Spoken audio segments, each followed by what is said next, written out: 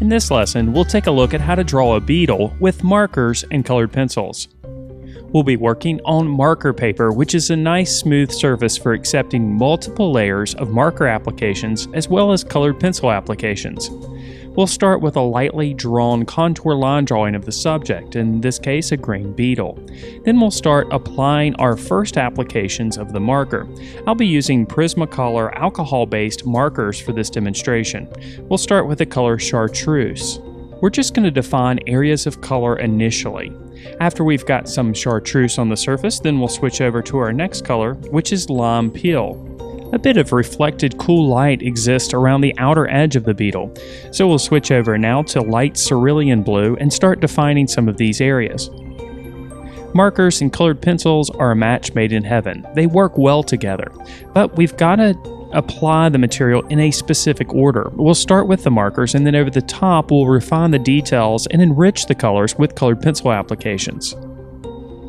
Now we'll switch over to our fourth color, and this time we're going to continue developing some of the greens, but this time we're going to start working our way towards the darker values with an application of dark olive green. When you're laying down your initial applications with marker like we are here, it's a good idea to start with the lighter colors first and progressively work your way to the darker colors. Lighter colors will not cover over the top of darker applications.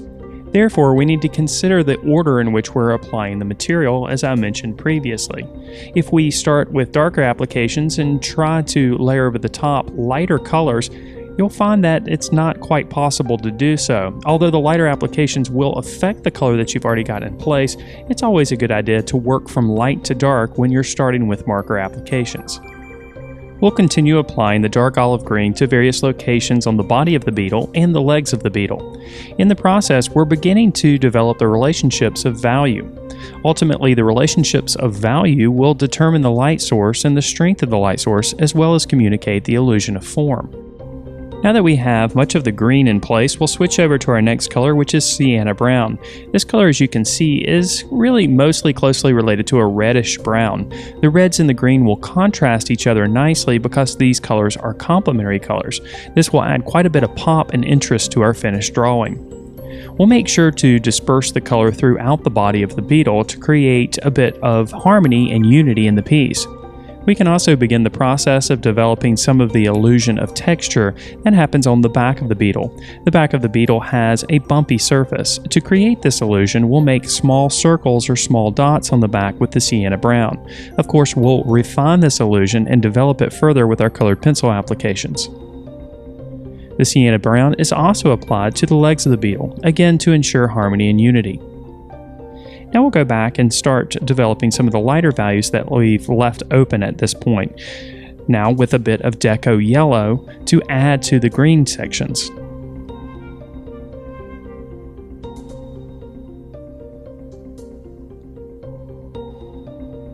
We'll also enhance some of the areas of brown, this time with an application of light tan. You can see when we go over areas that we've already applied the marker with this color, the value gets slightly darker. You'll also see that the applications here are relatively loose. Again, we'll refine the details and refine the drawing with our colored pencil applications. Now we have a nice base of color created with our markers, we can start applying our colored pencil applications. We'll start by addressing some of the darker values that exist on the upper portion of the back of the beetle. We'll start here with an application of burnt umber. We'll make small circular strokes to help to mimic the texture of the back of the beetle. Then we'll quickly switch over to chartreuse and start developing some of the lighter areas as well. Now we can go back over the top of our darker burnt umber applications with a bit of dark green. This will lead to a more natural looking darker value instead of using black. Black has a tendency to make a drawing appear flat if you're not careful. Here again, we'll continue making small circular strokes as we apply the additional colors. We'll also work on creating smoother transitions of tone and value as the colored pencils are applied. Now to help highlight the cooler edge, we'll add a bit of jade green. And then it's back with the dark green again, working on the transition from light to dark. We'll continue to use the dark green to apply small dots to help create that illusion of a bumpy texture. Now with a bit of indigo blue, we'll start defining some of the edges that happen around this first section. There of course are some darker values that exist here. A combination of indigo blue and burnt umber usually leads to a more natural looking black. The beetle's head is quite a bit lighter, so we'll use a healthy amount of jade green here, and then we'll darken up the values to increase the contrast using indigo blue and dark green. We'll continue applying the dark green until we have an acceptable transition of value from light to dark. We can also enhance the lighter values by adding a bit of a lighter green, in this case, yellow chartreuse. Now we'll move our way to our first leg. We'll start with an application of dark green. As we go, we can use the sharpened pencil to define the edge. Then over the top, we can start applying our burnt umber to make the values quite a bit darker. You'll see that the colored pencil applications do not cover the marker applications completely. Some of the colors are allowed to show through. Now we can simply continue working our way down the body of the beetle to the next section. We'll start here with an application of dark umber, addressing all of the darker values in this section.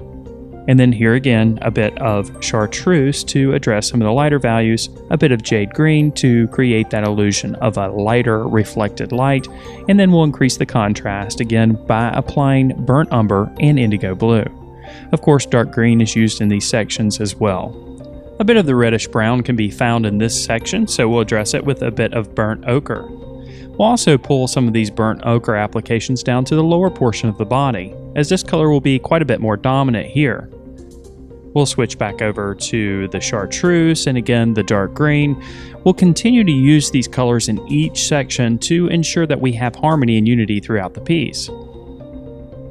We'll use some of the dark brown here to enhance some of the details, and then it's back to the burnt ochre to again bring in some more of those reddish browns. We'll define the edge between each one of these sections, again with a combination of burnt umber and indigo blue. We'll also use the burnt umber to establish some of the shadowed areas as we have throughout the piece. We'll address the next set of arms in the same manner, starting with a bit of dark green and then going over the top of it with burnt umber. We'll also use the indigo blue here to make the values quite a bit darker. Since we're working with green, we can make some of the darker shadowed areas a bit cooler with the indigo blue applications if we prefer, or we can make them a bit warmer with the burnt umber applications. We want to ensure that we have variety throughout the piece, even in these small intricate areas in each one of the sections of the leg. So we're going to have a bit of variety in the way that we apply the colored pencils. We're going to have a little bit more of the burnt umber dominant in areas and a little bit more of the indigo blue dominant in areas as well. Now to our two lower sections of the back part of the body, we'll start here with an application of the dark green. You can see here that I'm applying it quite a bit lighter because I'm allowing some of the browns to show through. This again will encourage a bit of variety and complexity in the color.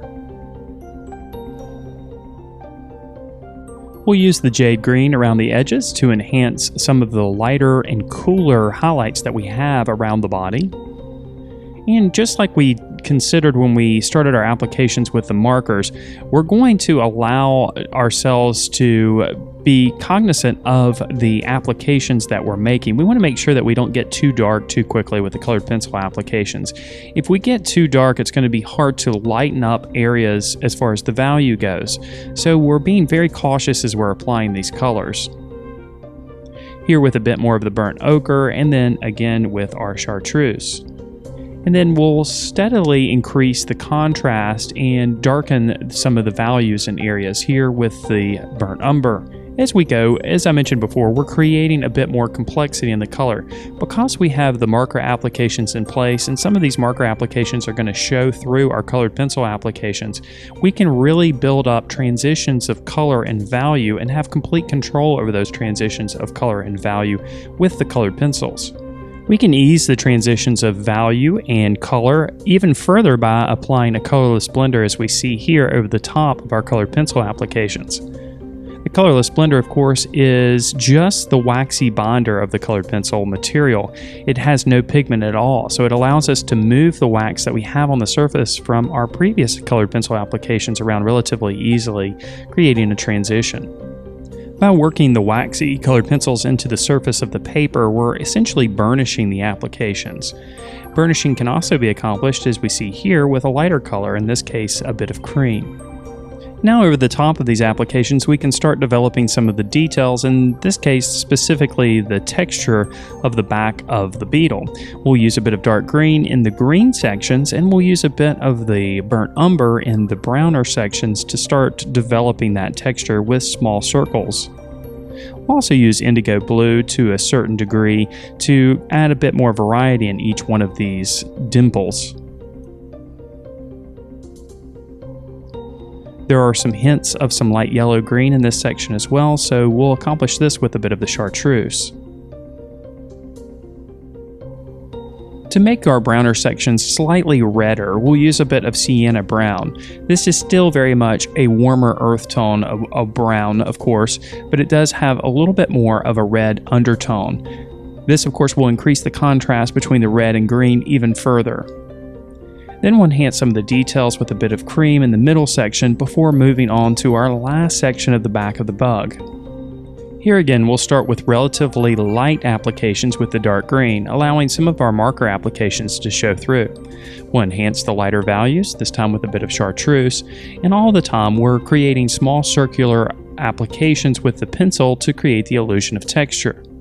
And of course, we'll stay consistent with the same colors that we've used throughout the drawing, this time with a bit of burnt ochre. We'll use cream to make some of the values slightly lighter, and then of course we'll enhance the darker values with a combination of burnt umber and indigo blue in areas.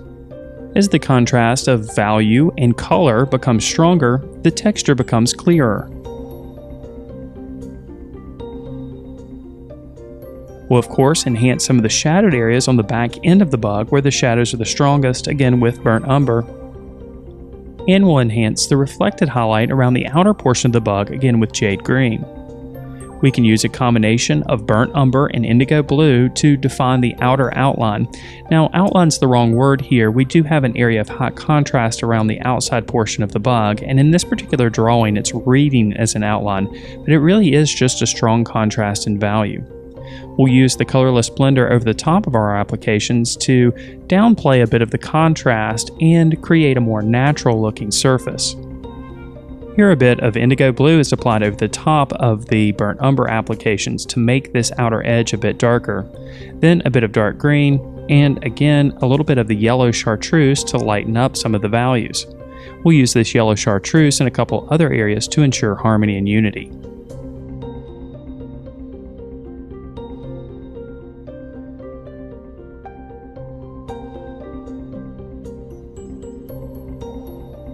We'll finish up a bit of the details on the back of the bug with a bit of dark umber, and then we'll move on to the very end of the bug where we have a dark location of tone. We'll use a combination again of burnt umber and indigo blue to address this last section.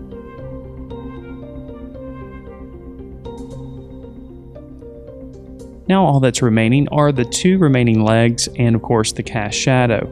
We'll address the two legs as we did before. In this case, we'll start with a bit of the dark green. And here again, we'll leave some of the marker applications showing through for variety. Burnt ochre is applied over the top of some of the reddish brown areas to enhance the color. And then of course, we'll make the values quite a bit darker by using a combination of burnt umber and indigo blue. And since we're working with a sharpened pencil, we can really concentrate on refining the edge and all the intricate details that happen in each section of the leg. Our last leg, of course, is addressed in the same manner, starting with applications with the dark green. We'll add a bit of burnt ochre in there, and then of course we'll enhance the contrast and make the values darker by applying burnt umber and indigo blue. Now we're ready to address the cast shadow and really make this bug stand out from the surface. We'll start with an application of 50% cool gray, and we'll just mimic the shape of the bug. Of course, the intensity of the shadow will get stronger as we get closer to the body of the bug, and it should fade out as it extends away from the bug. In this case, our light source is originating from the upper right-hand corner. This creates an area of cast shadow below and behind the bug, primarily on the left side of the body. We'll go over the top of this 50% cool gray application with the colorless blender to make the shadow appear more natural. Then we can make the shadows a little bit stronger by applying a bit more of our 50% cool gray with slightly heavier pressure. And now our drawing of a beetle created with markers and colored pencils is complete. If you're ready to learn more about drawing and painting, then check out our comprehensive membership program, which includes video courses, weekly live lessons, ebooks, lesson plans for teachers, and much, much more. To learn more about our program, just click on the card in the upper right-hand corner or visit thevirtualinstructor.com/members today. And if you'd like to check out 3 of our course modules for free, you can do so by joining our mailing list. Just click on the link you see here on your screen. You'll get access to 3 of our course modules, which includes videos and ebooks, and of course you'll get updates when new lessons are posted on the website. And if you're watching this on YouTube, make sure that you subscribe to the channel. Thank you so much for watching.